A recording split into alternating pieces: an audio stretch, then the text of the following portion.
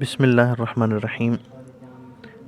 آج کے سبق میں ہم اسم کی تیسری تقسیم پڑھیں گے جو تعداد کے اعتبار سے بیان کی جاتی ہے۔ تو اسم کی جو تقسیم تعداد کے اعتبار سے ہے، اس میں کل 3 اقسام کو بیان کیا جائے گا۔ پہلی قسم کا نام واحد ہے، دوسری تثنیہ اور تیسری جمع۔ تعداد کے اعتبار سے یہ اسم کی قسمیں ہیں، واحد، تثنیہ اور جمع۔ ان میں سے ہر ایک کی تعریف یہ ہے کہ واحد اس اسم کو کہتے ہیں کہ جس سے ایک فرد یا ایک چیز سمجھی جائے، یعنی بولنے والا ایک اسم بولے اور سننے والے کو اس سے ایک شے سمجھ آئے، ایک فرد، ایک چیز، ایک شے سمجھ آئے، اس اسم کو واحد کہتے ہیں۔ مثال کے طور پہ جیسے لفظ القلم، اس کا معنی ہے ایک قلم۔ اسی طرح لفظ الکتاب، اس کا معنی ہے ایک کتاب۔ اسی طرح رجل، اس کا معنی ہے ایک مرد۔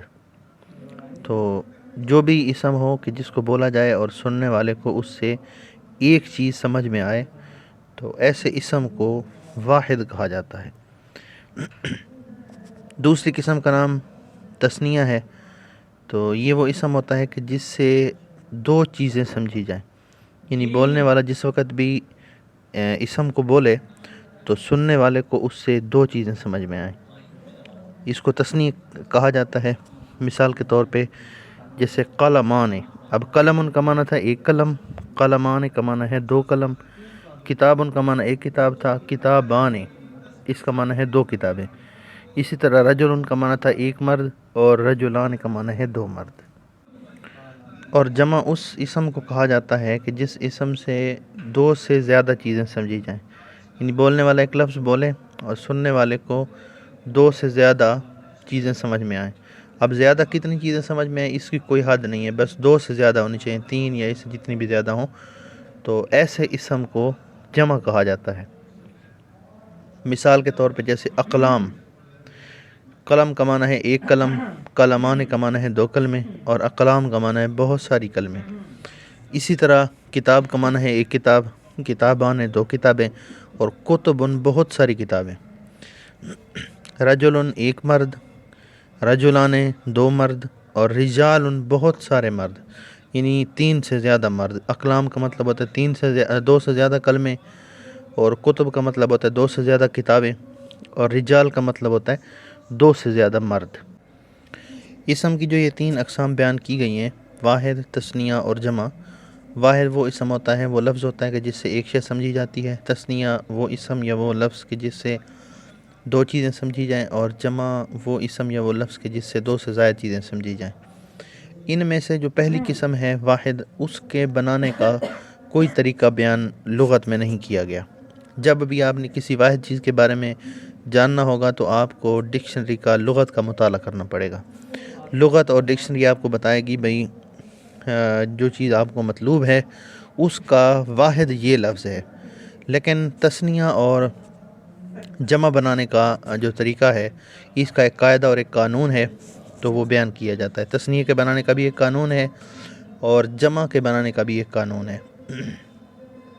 تثنیہ بنانے کا قانون یہ ہے کہ جس واحد کا آپ تثنیہ بنانا چاہتے ہیں، یعنی آپ کے پاس ایک لفظ ہے جس کا معنی ایک شے ہے، اگر آپ اسی معنی میں اس سے 2 چیزوں کا معنی حاصل کرنا چاہتے ہیں، اس کو تثنیہ میں کنورٹ کرنا چاہتے ہیں، تو لغت میں اس کا جو طریقہ بیان کیا گیا ہے وہ یہ ہے کہ واحد لفظ کے آخر میں آپ الف نون یا نون لگا دیں، الف اور نون یا پھر یا اور نون لگا دیں، تو جو پہلے لفظ واحد ہوگا، اب اس الف نون اور یا نون کے لگنے سے وہ لفظ تثنیہ میں کنورٹ ہو جائے گا، یعنی پہلے اگر اس کا معنی ایک چیز ہوگی تو اب اس کا معنی 2 چیزیں ہو جائیں گی۔ اس میں خیال یہ رکھنا ہے کہ جو ہم نون لگائیں گے، چاہے الف کے بعد لگائیں گے یا کے بعد لگائیں گے، اس نون کے نیچے ہمیشہ زیر ہوگی، یعنی یہ نون مکسور ہوگا، اس کے نیچے ہمیشہ زیر ہوگی۔ الف کے بعد لگائیں یا اس کو یا کے بعد لگائیں، دونوں صورتوں میں نون کے نیچے زیر آئے گی، اس کو نون مکسور کہا جاتا ہے۔ اب کس جگہ پر ہم نے الف اور نون لگانا ہے اور کس جگہ پر ہم نے یا اور نون لگانا ہے، یہ انشاءاللہ اس کا آگے ایک پورا سبق آئے گا کہ جس میں ہم یہ پڑھیں گے بھئی کس جگہ پر ہم نے واحد لفظ کے آخر میں الف اور نون لگا کر تثنیہ بنانا ہے اور کس جگہ پر یا اور نون لگا کر تثنیہ بنانا ہے۔ اب جو یا ہم لگائیں گے، یا اور نون لگائیں گے تو یا خود ساکن ہوگی اور اس سے پہلے حرف پر زبر ہوگی۔ مثال کے طور پہ لفظ رجل ہے، اس کا معنی ہے ایک مرد۔ اگر اسی لفظ کو آپ تثنیہ بنانا چاہتے ہیں تو اس کے آخر پر آپ الف اور نون لگا دیں گے اور نون کے نیچے زیر ہوگی تو یہ بن جائے گا رجلان۔ اور اگر یا اور نون لگائیں اور اس کے نیچے زیر لگا دیں تو یہ بن جائے گا رجلین۔ تو پہلے اس کا معنی تھا ایک مرد، اب رجلان یا رجلین سے اس کا معنی بن گیا ہے دو مرد۔ اسی طرح کتاب، کتابن ایک لفظ ہے، اس کا معنی ہے ایک کتاب۔ اگر آپ اسی کو تثنیہ بنانا چاہتے ہیں تو پھر کتابن کے آخر میں آپ الف اور نون لگا دیں گے، کتابان یعنی نون کے نیچے زیر لگا دیں گے، یا پھر یا اور نون لگا دیں گے کہ یا خود ساکن ہوگی، اس کے پہلے حرف پر زبر ہوگی اور نون کے نیچے ہمیشہ زیر رہے گی تثنیہ والے۔ کتابین دو کتابیں۔ اسی طرح قلم سے قلمان اور قلمین کہ جن کا مطلب ہے دو قلمیں۔ تو یہ تثنیہ بنانے کا طریقہ ہے، واحد کے بنانے کا کوئی طریقہ نہیں ہے۔